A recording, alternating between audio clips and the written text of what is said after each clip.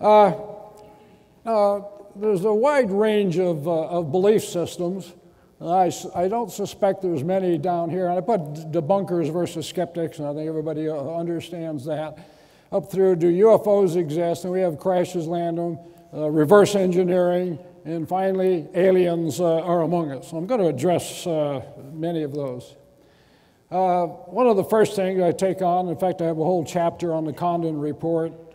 It's kind of interesting because actually Condon was right. Because the question to Condon was not, are there UFOs? It was, are they a threat? And we haven't had an invasion, sort of that.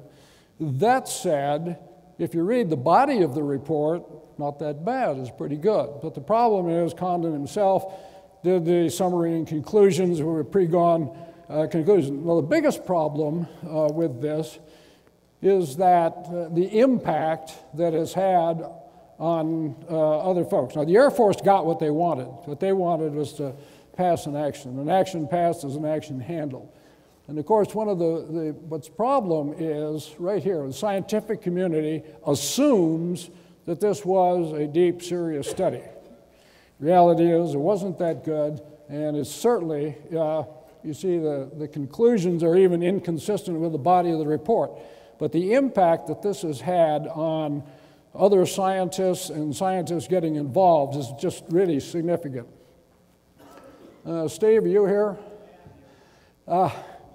This doesn't show up very well. This was actually taken at the X conference when Steve Bassett and I were in a debate, photoshopped and that. But the point is, in my view, UFOs are not the greatest story ever told. And we keep hearing about, we want disclosure, and I argue, frankly, disclosure has happened. And they say, why don't we hear from the White House pontificate? Well, you have. I'll go through these kind of quickly. You've got, starting with Truman, saying, this is a real thing. Here's another one with the Twining memo that came out about the same time, said this is not a hallucination or visionary, these are real. Started out as a classified paper, but later made public. Reagan saw them. He was on an airplane, went out and chased them, and also spoke to it. Not just American presidents. Gorbachev has come out and made a statement that says, UFOs do exist and are real. You get into the military. Lord Hill Norton, many of you know the writings that he's had, said the same thing. Basically, the evidence is pretty much overwhelming that there is something real going on. Now, De Brouwer, and in several of the books, he was a lieutenant colonel, was out actually chasing UFOs, really a fantastic case. Went on to become the deputy chief of Air Force, of the Belgian Air Force, and the same thing. They find that basically UFOs are real. This is my friend, some of you heard Coast to Coast the other night. It was on with George Knapp. This is General Maltsev saying, skeptics can take this as official confirmation of existence of UFOs. What is so amazing about that statement, and that one really is different, is that Maltsev's predecessor was fired when a young German flew a Cessna and landed near Red Square.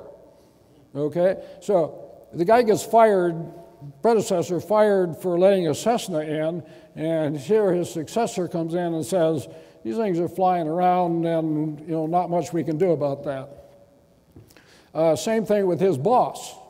There's a Russian four-star general coming out and saying, phenomena is real.